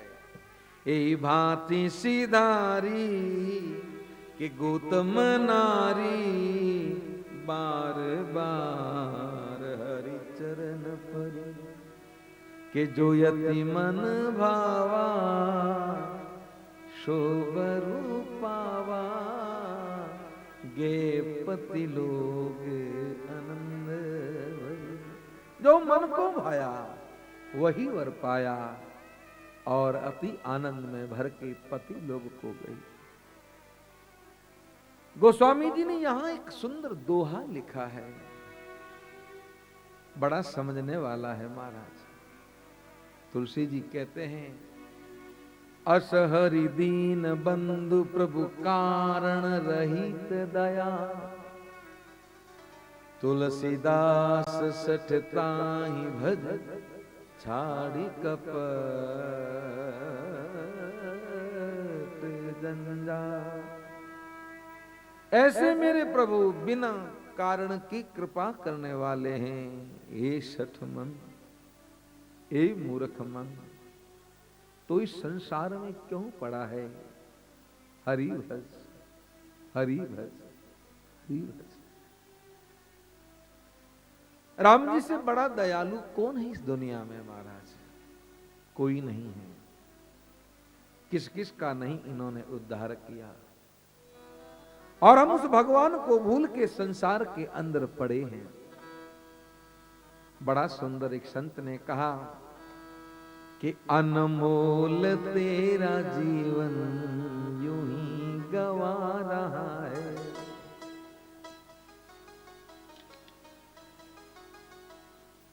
अनमोल तेरा जीवन यूं ही गवा रहा है। किस और तेरी मंजिल, किस और तेरी मंजिल, किस और जा रहा है।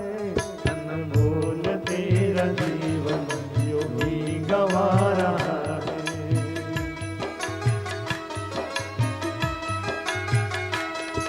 अनमोल तेरा जीवन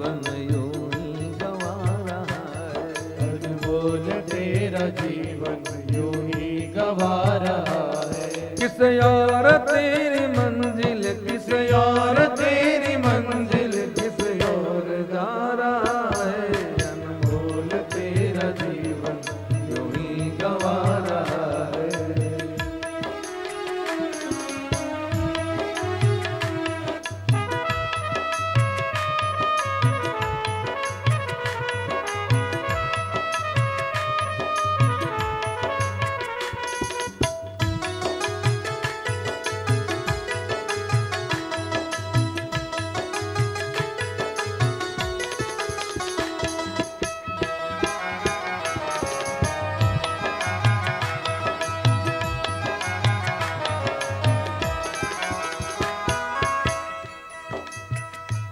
सपनों की नींद में कहीं रात ढल न जाए, सपनों की नींद में कहीं रात ढल न जाए। पल भर का क्या भरोसा कहीं जान निकल जाए, पल भर का क्या भरोसा कहीं जान निकल जाए। पल भर का क्या भरोसा कहीं जान निकल जाए। पल भर का क्या भरोसा कहीं जान निकल जाए। अनमोल तेरी सांसें यूं ही लुटा रहा है, अनमोल तेरी सांसें यूं ही लुटा रहा है। अनमोल तेरी सांसें यूं ही लुटा रहा है। अनमोल तेरी सांसें यूं ही लुटा रहा है। किस और तेरी मंजिल, किस और तेरी मंजिल, किस और जा रहा है। अनमोल तेरा जीवन यूं ही गवा है। अनमोल तेरा जीवन यूं ही गवा रहा है।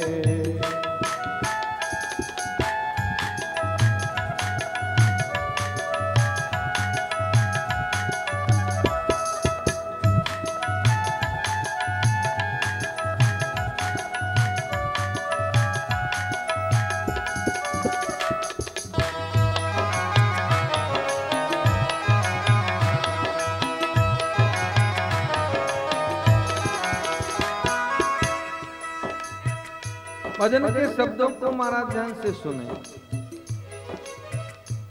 ममता के बंधनों ने आज तुझको घेरा, ममता के बंधनों ने आज तुझको घेरा। ममता के बंधनों ने आज तुझको घेरा। ममता के बंधनों ने आज तुझको घेरा। सुख में सभी साथी, दुख में न कोई तेरा।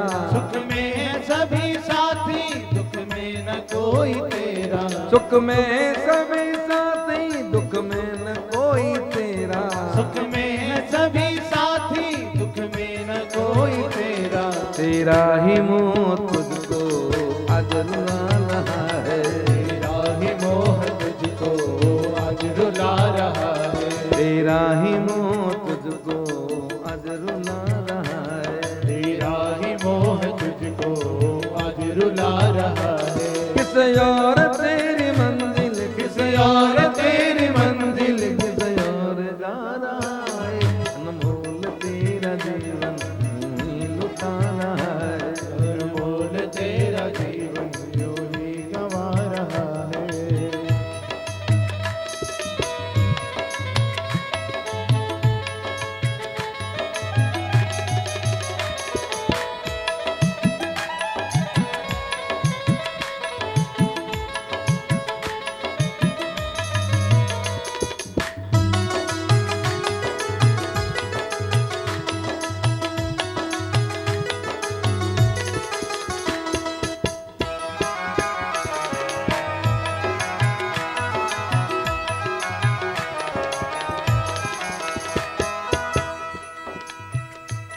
इस हाथ जो दिया है उस हाथ में मिलेगा। इस हाथ जो दिया है उस हाथ में मिलेगा। इस हाथ जो दिया है उस हाथ में मिलेगा। इस हाथ जो दिया है उस हाथ में मिलेगा। जाएगा यहाँ से तो कोई न साथ देगा। जाएगा यहाँ से तो कोई न साथ देगा। जाएगा यहाँ से तो कोई न साथ देगा। जाएगा यहाँ से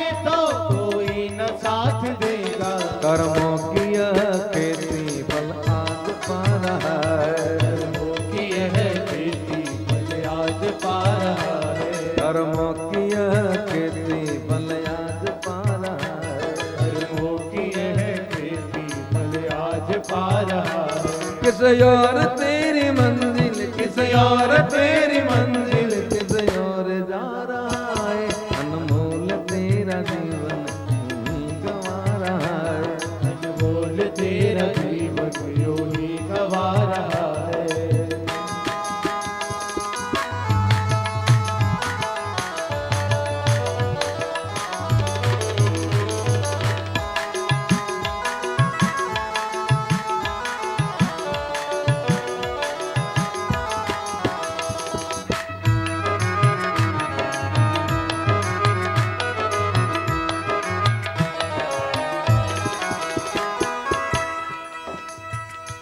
जब तक है देश मन में भगवान से जुदा है। जब तक है देश मन में भगवान से जुदा है।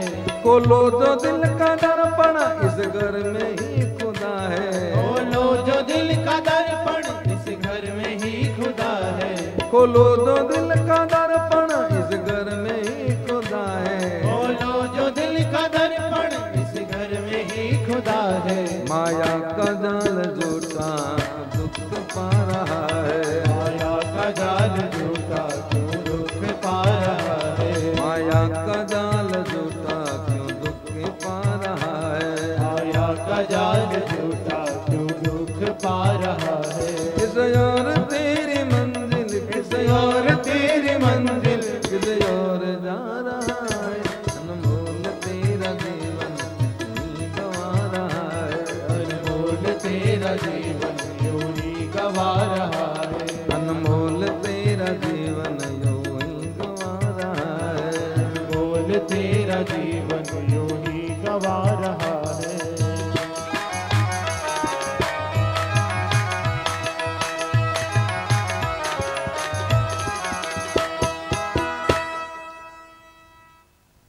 ये जीवन अति अमूल्य है महाराज। और जो इस शरीर को पाके जिसने भगवान को भजा नहीं, उसने जीवन में कुछ पाया भी नहीं। गोस्वामी जी ने अति सुंदर ये दोहा लिखा। अस हरि दीन बंधु प्रभु कारण रहित दयाल, तुलसीदास सठ ताही भजू, छाड़ी कपट जंजाल। आप इस कपट और जंजाल को छाड़ के हरि का भजन करो। यहाँ संयोग से मास पारायण विश्राम है, तो आज की कथा को हम यहीं विराम देंगे।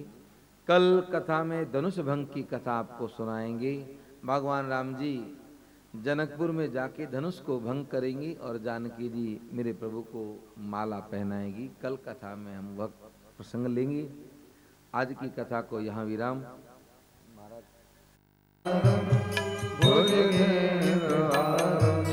सदा वसन्तं हृदयारविन्दे भवं भवानी सहितं नमामि। भवं भवानी सहितं नमामि। आरति श्री रामायण तीरथ कलित आरति श्री रामायण तीरथ कलित गावत ब्रह्मादिक मुनि नारद वाल्मीकि ज्ञान विशारद सुख सनकादिशेष हरु सारद बरहि पवन सुत कीरति की आरति श्री रामायण तीरथ कलित ललित गावत वेद पुराण अष्टदश सब शास्त्र सब ग्रंथ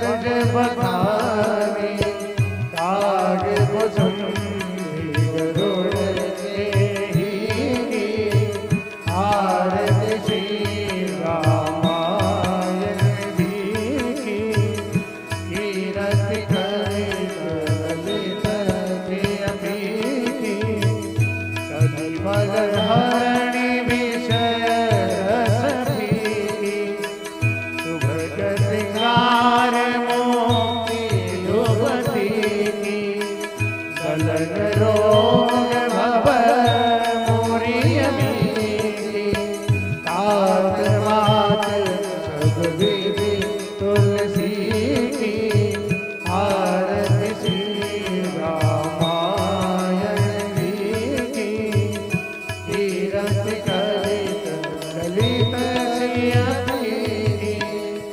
आरती की जय हनुमान लला की दुष्ट दलन रघुनाथ लला की जाति बल से गिरी बर खाके रोष के निकट जाके अंगद कोट महाबलदाई संकट के प्रभु सदा सहाय मैं वीरा रघुनाथ पठाए गंगा जारी जिया सुधाए गंगा सकोट समुद्र दिखाई जात पवन सुत बाल लगाए लंका जारी असुर संहारे सिया राम जी के काज सवारे लक्ष्मण मूर्छित पड़े सकारे आरती वरदान कुमारे पैठी पाताल तोरी अवतारे हरि रावण की भुजा उतारे बाई भुजा सुर दल मारे रानी भुजा संत जन तारे सुर नर मुनि जन आरती उतारे जय जय हनुमान उतारे कंचन थाल कपूर लोचाई आरती करत अंजना माई जो हनुमान जी की आरती गावे बस कुंठ परम पद पावे गंगा विध्वंस जियो रघुराई तुलसीदास प्रभु की रति गाई आरती की जय हनुमान लला की दुष्ट दल रघुनाथ लला की जय सिया राम जय सिया राम जय सिया राम जय सिया राम बोल सियावर रामचंद्र भगवान की जय उमापति महादेव जय श्री बालकृष्ण भगवान की